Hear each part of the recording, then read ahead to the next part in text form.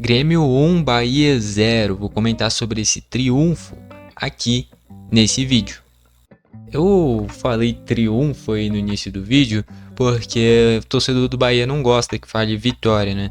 Só que nesse caso não dá nem pra falar de vitória nem de triunfo, né? No caso a gente tem que falar de uma derrota do Bahia. Enfim, finalmente uma vitória do Grêmio. Fazia tempo que não acontecia isso. A última tinha sido contra o Santos. Essa contra o Santos que vinha sido, né? A única vitória do Mano Menezes até o momento. Finalmente chegou essa segunda vitória. Agora perante o Bahia. Primeira coisa que eu quero pontuar aqui no vídeo, e eu já queria destacar, né? Eu vou fazer a análise completa aqui da partida. A gente vai comentar sobre o gol bem polêmico, que é isso que eu já vou destacar agora. Passar pelos destaques individuais, estatísticas, fazer uma análise completinha da partida.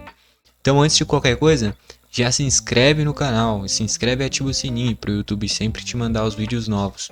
As análises dos jogos do Grêmio, você sempre vai poder conferir aqui no canal, tá bom? E a primeira coisa que eu quero pontuar é o seguinte. Vocês sabem, vocês que acompanham o canal regularmente, que eu sou muito gremista, não tem muito o que falar. Pô, o canal aqui deve ter uns 4, 5 anos já, não tem questionamento. Só que a gente só venceu porque a gente teve uma ajuda da arbitragem. Não tem pra onde fugir. Eu queria destacar, inclusive, que eu acho que... Eu acho não. O meu sentimento é que essa vitória aqui foi muito parecido com o que o torcedor do São Paulo deve ter sentido. E foram contextos de lances muito parecidos. Contra o São Paulo, um lance em que é uma falta clara na origem. Pra mim essa é a única diferença. Porque lá teve uma falta clara do Arboleda no Gemerson, a jogada segue e aí surge um pênalti mandrake, né, do Luciano. Dessa vez não foi falta no Everton Ribeiro. O Everton Ribeiro tenta dar um passe ou um drible, não deu nem para entender o que ele tentou fazer. Tem um contato do Kahneman, mas o Kahneman não puxa ele, é um braço que ele coloca no peito do Everton Ribeiro, mas que ele não faz um puxão. O Everton Ribeiro sente contato e se joga, não é falta. E acontece a mesma coisa que aconteceu contra o São Paulo, que teve o prosseguimento da jogada. Então assim, o VAR não poderia nem intervir se teve uma falta na origem ou não. Naquele caso teve, nesse daqui não. Essa é pra mim a principal diferença. A jogada segue e o Bright White claramente cava um pênalti. Cara, eu tenho duas perspectivas. Eu olhando como muito passional, como muito puxando para essa dose de clubismo, eu consigo falar o seguinte: o Bright White foi driblar o Marcos Felipe, o Marcos Felipe recolhe o braço, isso que eu já sendo aqui minha versão totalmente clubista. O Marcos Felipe recolhe o braço, só que ele faz o pênalti com o corpo dele. Ele coloca o corpo onde o Bright White estava indo em direção, tá? Porque assim, o Marcos Felipe tira o braço, só que o Bright White se choca justamente com o Marcos Felipe, tá? Só que é um lance em que o Bright White, inclusive, ele pisa no Marcos Felipe, justamente nisso que eu falei. Não é o Marcos Felipe que vai com o braço e derruba o Bright White, não. No local que o Bright White estava indo, ele acaba pisando no Marcos Felipe, que fez o pênalti com o corpo. Eu analisando de fora, se eu não torcesse nem pro Grêmio nem pro Bahia, eu olharia claramente e falaria: o Bright White cavou o pênalti. Cavou o pênalti. Tanto é que é só ver o salto que ele deu. Aquele contato não era para aquele salto. E vocês que acompanham aqui o canal sabem que o meu pensamento é: na dúvida, deixa o jogo seguir. Então assim, eu já comentei várias vezes aqui, eu prefiro muito mais um árbitro que deixa de marcar algumas faltas que foram, do que um que marca um monte de coisa que não é. Então, acho que no final das contas, pra mim não foi pênalti. Se não tivesse esse pênalti, a gente dificilmente estaria falando de uma vitória do Grêmio, tá? Enfim, o importante é que a gente venceu, só que a gente não pode esquecer isso, né? Se a gente reclama que pouco se fala do quanto a gente foi roubado em vários jogos, como foi contra o São Paulo, como foi contra o Santos, como foi contra o Flamengo, no Grenal, o Grêmio já perdeu muito ponto, arrancado da gente, com futebol ruim, só que prejudicado pela arbitragem. Inclusive no meio de semana, a gente foi eliminado na Copa do Brasil justamente com um escândalo contra o CSA naquele gol anulado na reta final. E dessa vez a mesma coisa. Então, finalmente, o que eu queria dizer é que finalmente a gente foi beneficiado. Porque a gente só vinha sendo prejudicado. Finalmente a gente foi beneficiado. Esse é um ponto, essa é uma perspectiva. Só que o ideal é que a gente não fosse nem beneficiado nem prejudicado, que a arbitragem simplesmente apitasse o jogo e aplicasse a regra. Só que parece que isso é quase impossível olhando para o futebol brasileiro. Pelo menos dessa vez a gente saiu ganhando em alguma coisa, só que o Bahia dessa vez foi o prejudicado. Enfim. E aí nesse pênalti o próprio Bright White bate bem, converte a oportunidade finalizando no meio do gol. Vamos para os destaques da partida, começando pelo gol Thiago Volpe. Eu separo o jogo do Thiago Volpe em 2 tempos, justamente no primeiro e no segundo tempo. Um primeiro tempo em que ele não passou confiança, um primeiro tempo em que ele rebateu algumas bolas que não podia, que teve uma certa dose de sorte, que por exemplo teve um lance que o David Duarte fica sozinho, depois de uma rebatida dele, a bola volta para o meio da área, e que ainda bem que ele finaliza para fora. E aí no segundo tempo um Thiago Volpe diferente, um Thiago Volpe que trouxe liderança, que fez uma grande defesa em uma cobrança de falta. Então um Thiago Volpe que nesse primeiro tempo mostrou o que foi o Thiago Volpe nesse último mês. E no segundo tempo mostrou o que foi o Thiago Volpe no início da trajetória dele com a camisa do Grêmio. Então um primeiro tempo que não passou confiança e um segundo tempo que ele mostrou que é uma liderança no Grêmio. Tá? A gente precisa bastante do Thiago Volpe do segundo tempo, que é um dos melhores jogadores do Grêmio da temporada. Só que o primeiro tempo dele, muito ruim. Nas laterais, o João Pedro e o Marlon. O João Pedro já machucado de novo, ele vem se machucando a todo momento. O Grêmio agora tá com os 3 laterais direitos machucados. O do Igor é uma lesão mais grave, né? Ele praticamente quebrou o pulso naquele lance contra quem mesmo que foi? Quem lembrar aí direitinho contra quem foi, pode comentar. Eu acho que foi o Godoy Cruz, né? Mas quem quiser pode confirmar aí nos comentários o jogo que foi que ele se lesionou. O João Lucas, não deu pra entender até agora direito o que foi. Acho que foi uma lesão muscular, mas de qualquer forma, pelo que vinha jogando, pro Grêmio é até um reforço o João Lucas não jogar. Lógico, nunca é bom de comemorar a lesão de jogador, só que o desempenho dele é muito ruim. E o João Pedro de novo se machucando. O João Pedro usa muito a parte física dele para conseguir criar as jogadas dele, né? E acaba que ele fica mais exposto por isso, né? Porque ninguém vai deixar ele jogar e ir criando espaços, então vai nessa parte física. E aí nessa parte física que ele não tá 100% já faz um tempinho, ele vai ficar se machucando toda hora. Enquanto não encontrar esse equilíbrio, vai ser isso toda hora, né? Enfim, ele saiu muito cedo para a entrada do Ronald na lateral direita. Daqui a pouco eu comento os que vieram do banco. E no lado esquerdo o Marlon.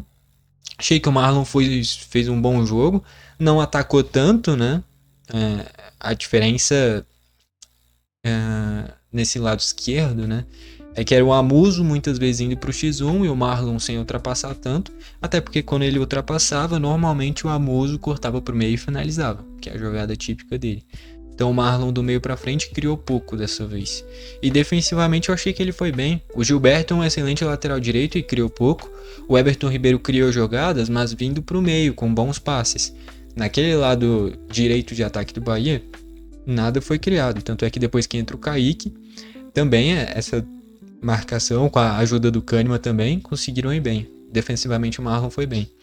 A dupla de zaga do Grêmio, Wagner Leonardo e Kahneman. O Wagner fez um segundo tempo bom, um primeiro tempo ruim. Tá? Ele teve um erro de passe precoce, que o Mano ficou maluco, inclusive, que perdeu a posse, reclamando com razão. O Grêmio tem que valorizar mais a bola. Eu já queria destacar uma linha de pensamento que eu criei logo depois da entrada do Gustavo Martins, que pra mim ficou nítido. Depois que entrou o Gustavo Martins, e ele nem entrou como um terceiro zagueiro, ele entrou como um lateral direito. E aí o Ronald vem pro meio quando sai o Cristaldo. Mas eu acho que o Grêmio melhorou demais. O Bahia não criou mais nada depois disso. Eu acho que o Grêmio deveria utilizar 3 zagueiros, tá bom? Eu não gosto do estilo de jogo do Mano Menezes. Por mim, eu já vi o suficiente. O Grêmio não vai evoluir com ele dessa forma. Se continuar jogando dessa forma, só trocando o jogador, mantendo esse padrão de jogo, o Grêmio não vai chegar em lugar nenhum. Tá? Então, assim, a única forma que eu enxergo desse trabalho do Mano Menezes ter alguma forma de ter uma ideia de jogo e do Grêmio chegar longe em algum sentido é usando 3 zagueiros e tendo um sistema defensivo compacto. Porque o que vem acontecendo com o Mano Menezes é um Grêmio que não cria quase nada e um Grêmio que se defende mais ou menos. É muita entrega, muito esforço, mas pouca coordenação, pouca qualidade dos jogadores, todo mundo perdido. Então, assim, tanto é que depois que entrou o Gustavo Martins, o Grêmio melhorou. Eu acho que o Grêmio com 3 zagueiros, podendo ser justamente o Gustavo, o Wagner e o Kahneman, e aí o Gustavo pela direita, e aí provavelmente o Wagner pela esquerda e o Kahneman como esse zagueiro do meio, como a sobra. Ou até o Kahneman pela esquerda e o Wagner pelo meio. Poderia ser interessante, até porque o Kahneman tem essa caça que ele sai muito pra dar bote, e tendo 2 caras nessa sobra seria interessante. Tá. Isso melhoraria ainda mais o sistema defensivo do Grêmio e pelo menos ia ter uma ideia de jogo. Porque esse Grêmio atual é um Grêmio que é uma bagunça. É um Grêmio que é defensivo, é um Grêmio que é retranqueiro, mas que quando as equipes trocam passes encontra espaço. Teve uma jogada linda do Bahia no primeiro tempo que troca passes, o Everton Ribeiro acha um passe espetacular e o Michel Araújo chuta para fora. Ia ser um golaço e o Grêmio ficou na roda naquele lance. Tá, e vai continuar na roda, se continuar com essa formação com o Mano Menezes, pode treinar o tempo que for, vai continuar do mesmo jeito, cara. Então tem que mudar alguma coisa, e não é trocar jogador, é trocar pelo menos a formação. Se a ideia de jogo do Mano não vai mudar, vai ser um time defensivo de qualquer forma. Eu não gosto disso, eu queria que, e é por isso que eu gosto tanto do Diniz. Eu sei que o Diniz é um cara muito questionado, mas você pode reparar, de todos os clubes que o Diniz saiu, alguma coisa de benéfico aconteceu. Porque pelo menos a ideia de jogo do time é de começar a jogar bola. E não só se defender. Hoje o Grêmio não gosta de jogar bola. Parece que os jogadores estão ali só pelo dinheiro e pelo resultado. Ninguém ali parece que gosta de jogar futebol. O Mano parece que não gosta de ter a bola, de jogar o futebol, de praticar o futebol. Foi um jogo que pra mim ficou muito claro que o Grêmio venceu. Mas no médio e longo prazo esse time do Bahia tem bem mais chance de conseguir colher resultados. Esse time do Grêmio dessa forma não vai chegar a lugar nenhum, mesmo tendo vencido. Tanto é que a gente tá comemorando quase um título com 1-0 com um pênalti roubado. Então assim, se for continuar com o Mano, é 3 zagueiros, senão não vai dar certo. É isso que eu penso, tá bom? Mas enfim, o Wagner um primeiro tempo ruim e um segundo tempo bom. E o Kahneman, um grande jogo. Eu diria que do Grêmio o Kahneman foi o melhor jogador do jogo, tá? Pra mim, o craque do jogo, daqui a pouco eu vou chegar lá, tá no Bahia. Tá? Eu vou destacar daqui a pouco pra mim quem foi. Mas do lado do Grêmio, o melhor jogador do Grêmio pra mim foi o Kahneman. O Kahneman fez um jogo absurdo. Quando deu bote lá na frente, conseguiu roubar a bola. Tanto é que teve um lance que ele dá, inclusive, um chapéu num jogador do Bahia, próximo da área. Acho que foi o lance mais bonito da carreira do Kahneman nesse jogo, que ele dá um chapéu roubando a bola. Depois dá um grande passe pro Cristaldo, que aí erra o domínio. Mas o Kahneman fez um jogo monstruoso, dando a vida, rasgando de cabeça, peixinho, carrinho. O Kahneman jogou um absurdo. E que nem eu falei, tendo 3 zagueiros é até potencializado o Kahneman, porque ele não precisa se preocupar tanto com essas brechas que ele deixaria, porque teria essa sobra atrás. Então eu acho que 3 zagueiros seria o ideal pro Grêmio hoje, com o Mano Menezes como técnico. Se trocar o técnico e vir um técnico que goste de ter a bola, que proporcione um jogo melhor do Grêmio, beleza. Agora, enquanto for o Mano, pra mim o ideal é 3 zagueiros, tá? Porque com o Mano Menezes, essa formação padrão assim que qualquer time monta, cara, se eu colocar em qualquer timeco ali no FIFA, vai abrir nessa formação. Então assim, é um Grêmio muito previsível, é um Grêmio que pra vencer algum jogo dessa forma é só com alguma jogada individual dos pontas e acabou. Não vai fazer mais nada além disso. Então, usa 3 zagueiros que você potencializa esse bote do Kahneman, dá um encaixe defensivo melhor. Depois que entrou o Gustavo Martins, o Bahia não soube mais o que fazer, trocava passes, mas sem encontrar espaços. Você vai potencializar a parte ofensiva do Marlon dessa forma. O Cristaldo vai ter mais liberdade para flutuar. Então, assim, 3 zagueiros para mim é o ideal para o Grêmio do Mano Menezes. Aí a gente vai para o meio de campo agora, Dodi e Vila Sante. De uns tempos pra cá, o Vila Sante nem vinha jogando, né? Mas o Dodi vinha. E o Dodi vinha fazendo grandes jogos. Dessa vez eu achei que foi o contrário. O Vila Sante fez um grande jogo defensivamente, ajudou bastante. Tanto é que o Caio Alexandre ia ser expulso no minuto final. E bem corrigido, né? Era pra amarelo mesmo. Daqui a pouco eu destaco sobre esse lance também, quando a gente chegar nos destaques do Bahia. Mas que o Vila Sante fez um grande jogo. E o Dodi dessa vez eu achei mais discreto. Com bola ele conseguiu organizar bem o jogo. Ele não foi mal, só que ele não foi tão protagonista quanto foi nos últimos jogos, talvez. Eu achei que o Vila Sante foi melhor, só que os dois foram bem. Tá? Eu achei que os dois foram bem, só que o Vila Sante um pouquinho melhor. Aí a gente chega no Cristaldo.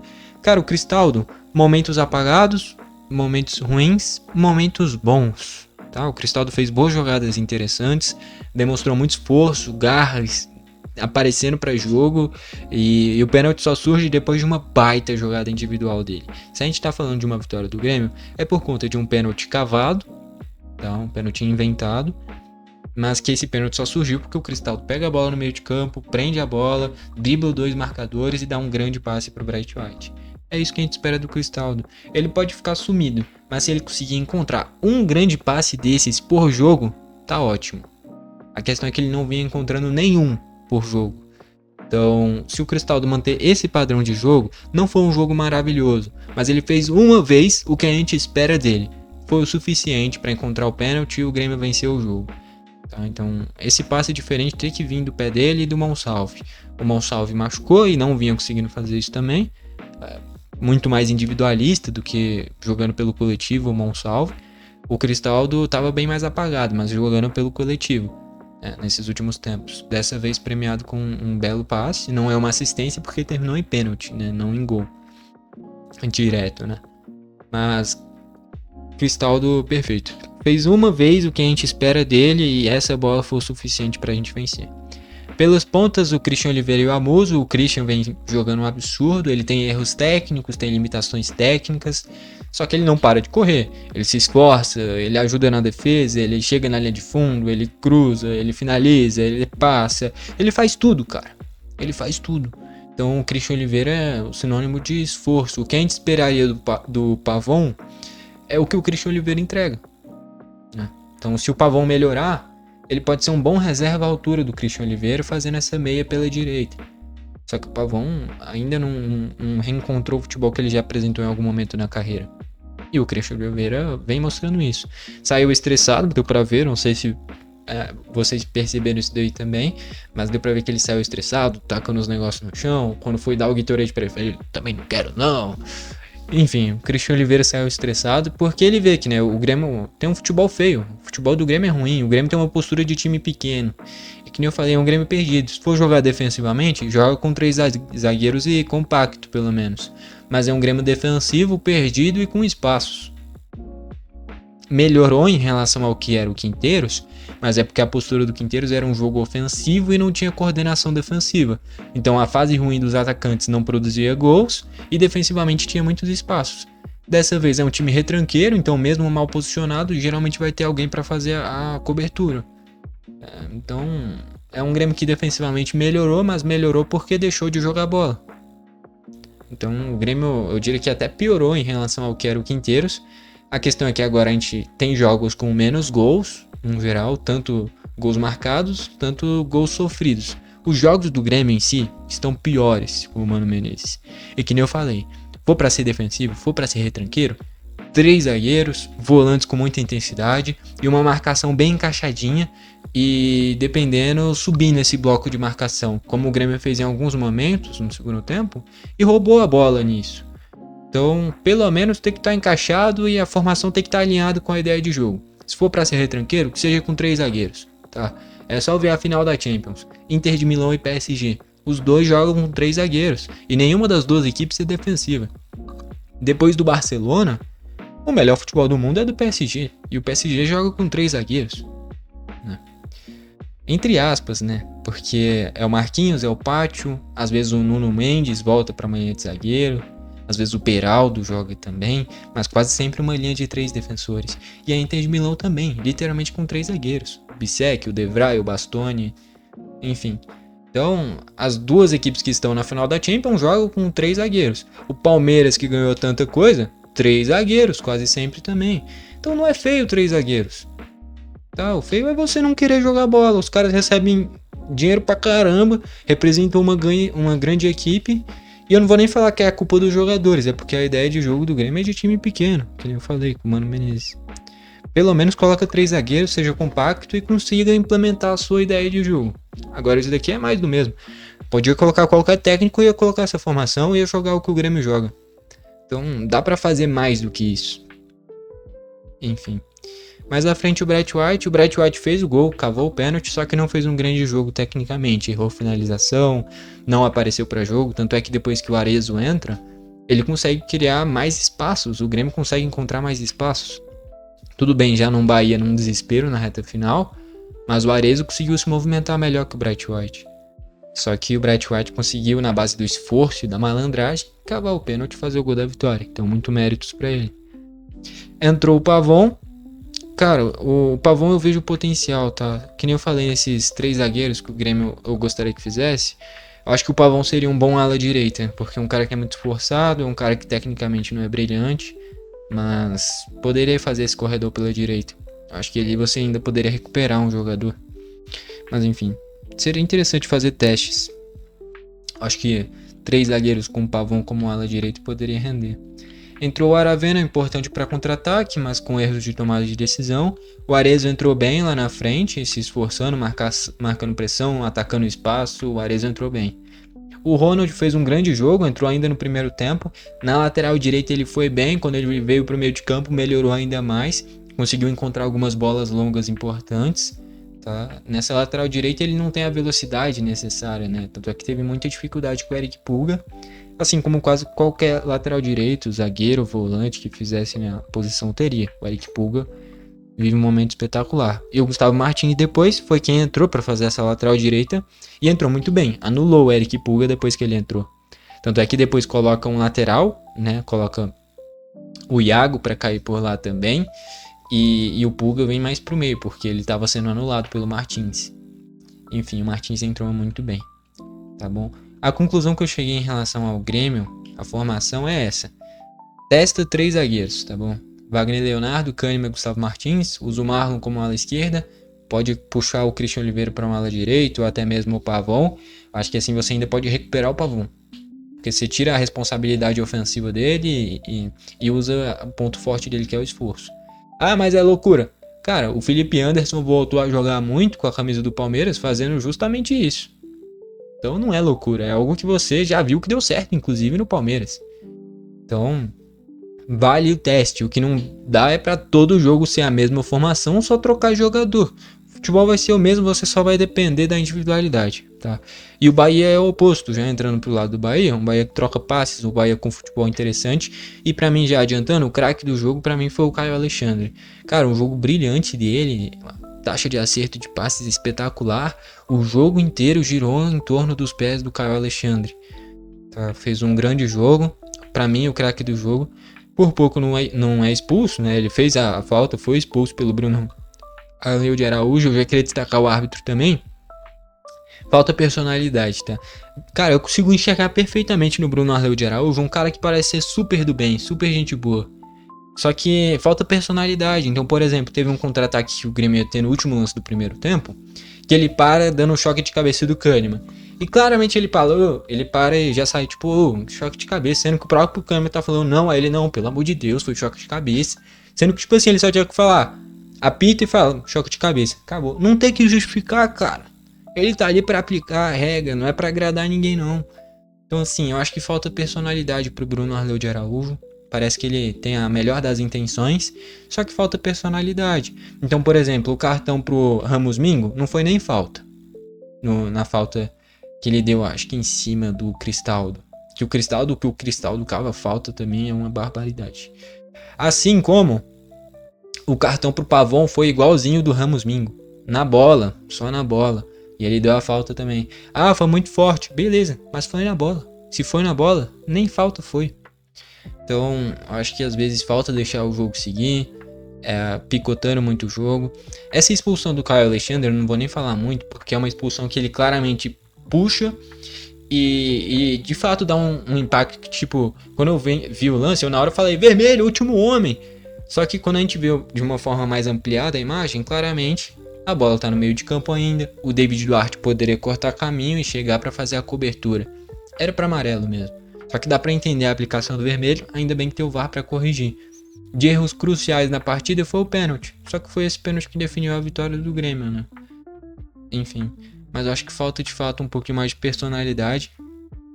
Eu não vou falar que é um árbitro ruim, só que nem eu falei. Falta personalidade. Nessa linha de zaga eu gostei bastante do Ramos Mingo. O Luciano Juba toda hora dando essa profundidade pelo lado esquerdo.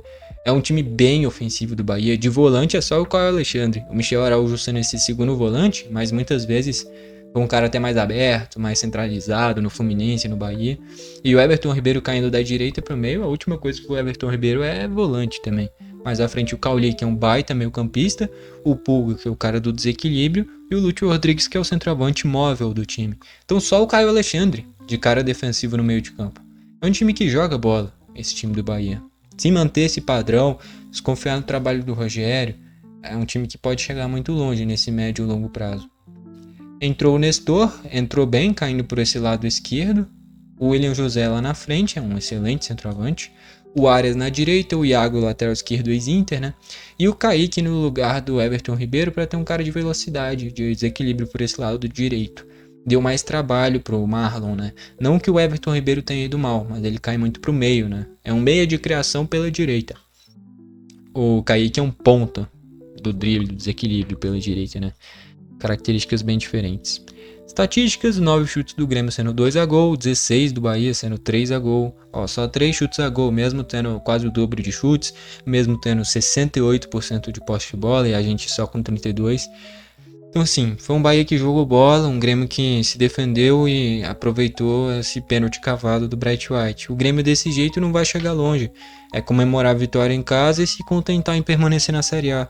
É muito pouco pro Grêmio. Então assim, com 3 zagueiros pelo menos, você vai ver uma formação vinculada à ideia de jogo do técnico. Mas sem isso, nada, é um Grêmio sem formação, vinculado com a ideia de jogo do técnico, sem propósito, um Grêmio sem saber o que tá fazendo em campo, se continuar desse jeito, tá bom? Venceu, mas essa é uma vitória que pode iludir talvez alguns torcedores, mas que não me ilude. É um resultado importante, mas que mostrou pouca melhora. Para mim, a melhora que apareceu mesmo foi quando o Ronald veio pro meio de campo e o Gustavo Martins foi pra lateral direita. E aí eu digo de novo, para mim o Grêmio ideal não é nem o Martins fazendo a lateral direita, mas um Grêmio com 3 zagueiros, tendo Wagner Leonardo, Kahneman e Gustavo Martins. Ah, se colocar o Gemerson, aí dane-se. Porra, pode jogar com 10 zagueiros e vai tomar gol do mesmo jeito, porque ele é horrível. É um cara que é jogador de time pequeno, não tem como. Enfim, então tendo 3 zagueiros, isso daí vai potencializar o Marlon, tendo mais liberdade para chegar à frente. E que nem eu falei, a gente pode inclusive resgatar o Pavon. O momento do Pavon no Grêmio é ruim, mas o cara não foi titular à toa pela Argentina na Copa do Mundo de 2018. Então assim, não é possível que uma nação inteira, que o Sampaoli, que a Argentina que sempre teve bons jogadores, talvez não craques como tá tendo hoje em dia, em 2018, né? Mas que o Pavon era titular, cara. Então dá pra aproveitar ele, cara. Dá pra aproveitar. Tendo 3 zagueiros, eu acho que a gente pode extrair mais dele. Que nem eu falei. Fazendo muito parecido com o que é o Felipe Anderson hoje no Palmeiras. Tá bom? Eu acho que o Grêmio só tem a ganhar com isso.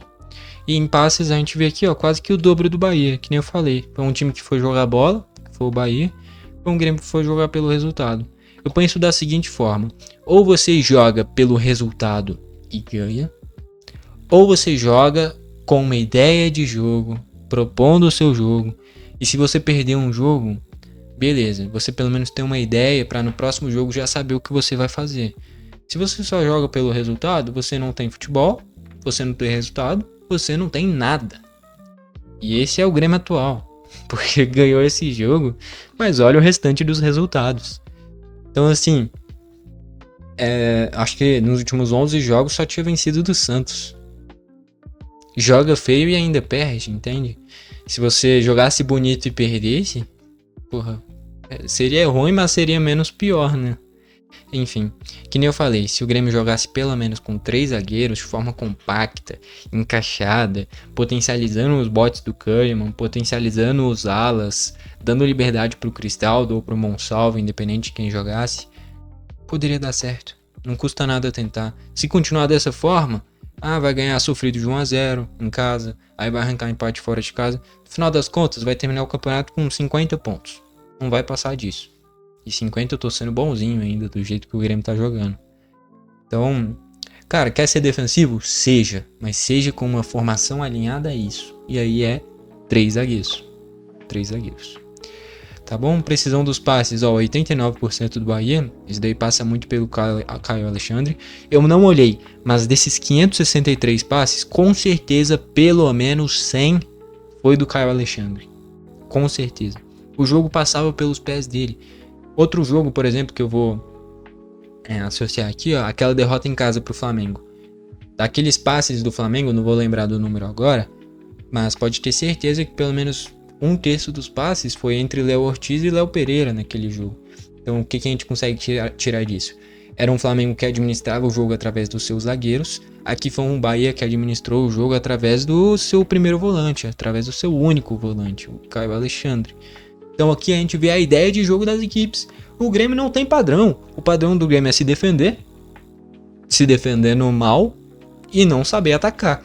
O Grêmio hoje tem uma postura de time pequeno e um futebol de time pequeno. Venceu por acaso, venceu com a ajuda da arbitragem. Tá? Cara, eu fico felizíssimo, eu fico muito feliz que a gente venceu. Mas se continuar dessa forma, vai ser uma vitória pontual ou outra. E quem tem uma vitória pontual ou outra, briga contra rebaixamento.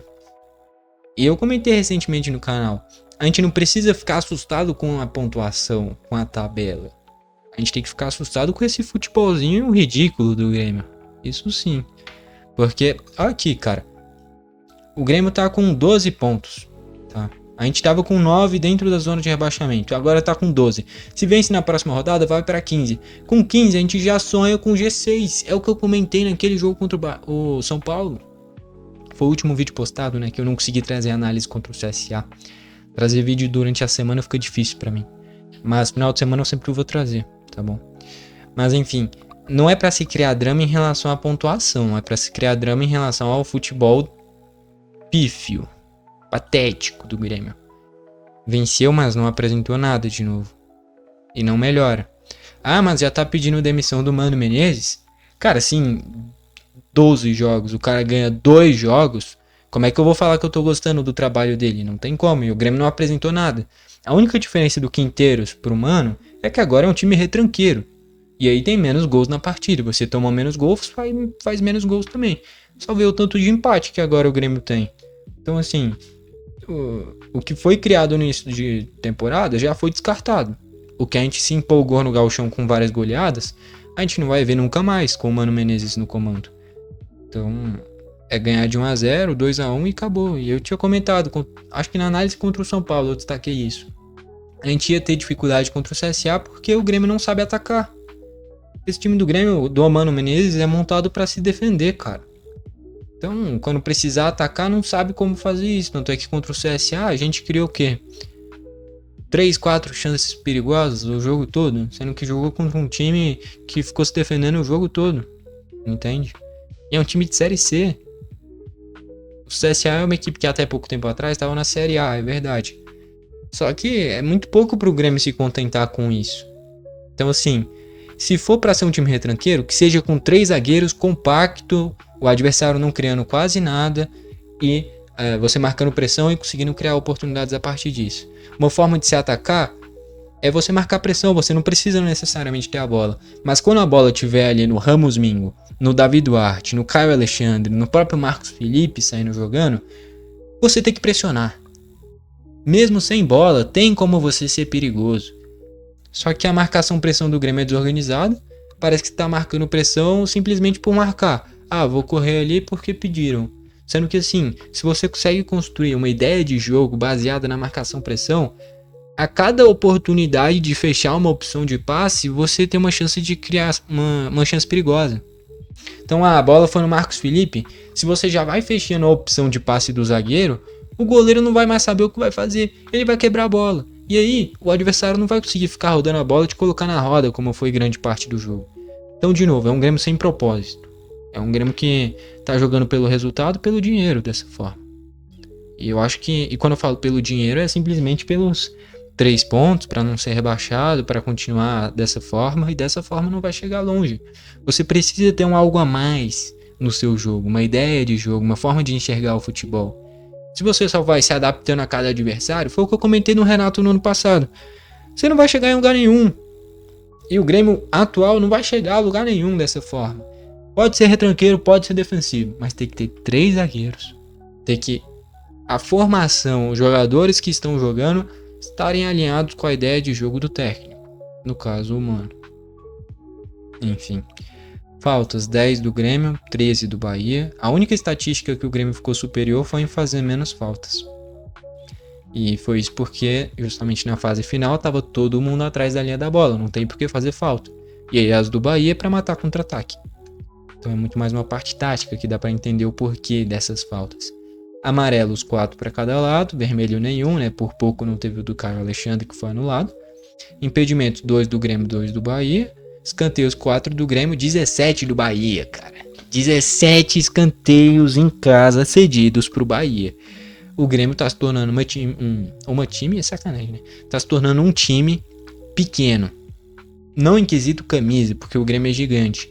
Mas em postura, em jogo, você ceder 17 escanteios pro Bahia em um jogo em circunstâncias normais, de 11 contra 11. Não é que teve um jogador expulso com 20 do primeiro tempo. Não, 11 contra 11. Não é que você tava com o placar tranquilo. Não, 1-0 sofrido. 17 escanteios, cara. É muita coisa. É muita coisa. Se for jogar fechadinho, for jogar defensivamente, ao menos de novo, 3 zagueiros, marcação intensa, pressionar o cara da bola, mas nem isso, tá? Nem isso.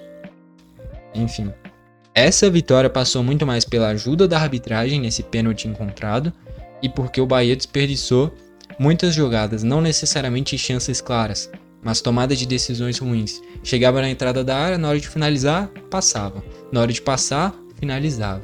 Então assim, se o Bahia estivesse em um jogo com uma tomada de decisão melhor, a gente provavelmente não teria vencido. Com esse resultado a gente fica ali na 12ª colocação com 12 pontos e o Bahia na 7ª com 15. Que nem eu comentei, não é para se criar desespero. Com uma vitória a gente saiu de 17º para 12º. Se vence mais um jogo, daqui a pouco a gente pode falar de uma 8ª, 7ª colocação. Se vence mais um, daqui a pouco a gente fala de 3ª, 2ª colocação. Lógico, depende de todas as outras combinações de resultado. Mas é início de campeonato, tá? Então assim, não é para criar desespero em relação à pontuação. É para se criar desespero em relação ao futebol do Grêmio. Isso sim, porque é um futebol patético, um futebol que não tem ideia de jogo. Esse que é o meu grande ponto. Se você quer ser um time defensivo, beleza.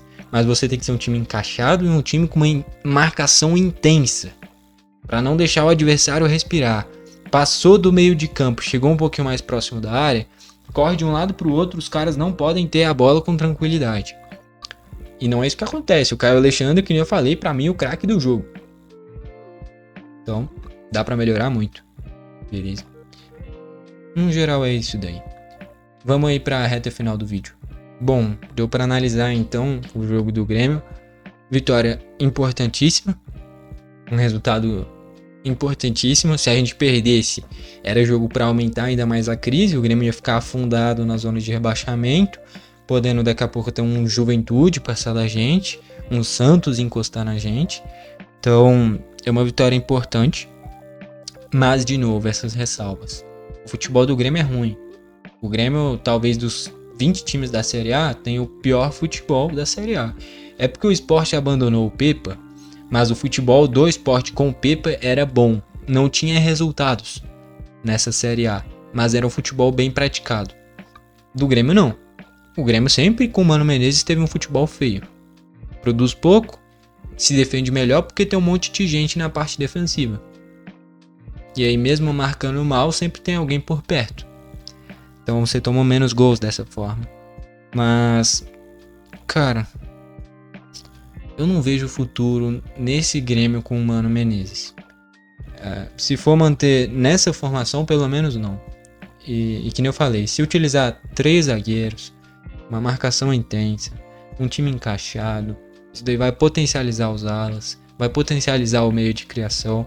Aí eu vejo um futuro pro Grêmio com o Mano Menezes.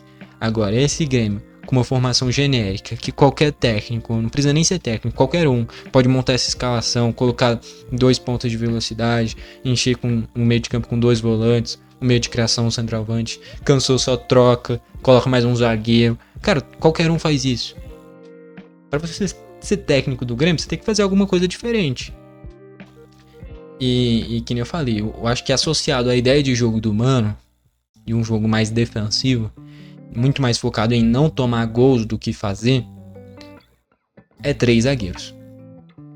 Pra mim essa é a grande conclusão em relação a esse jogo contra o Bahia.